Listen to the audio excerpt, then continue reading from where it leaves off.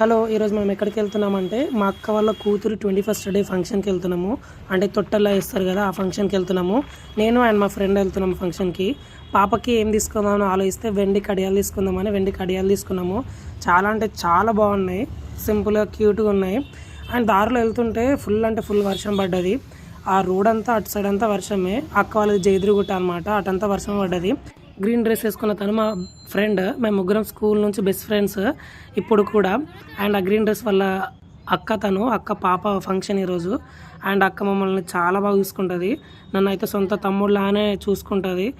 And మా friendship and అక్క bonding ఇదంతా లైఫ్ లాంగ్ ఇలానే ఉండాలని కోరుకుంటున్నాం మనస్ఫూర్తిగా.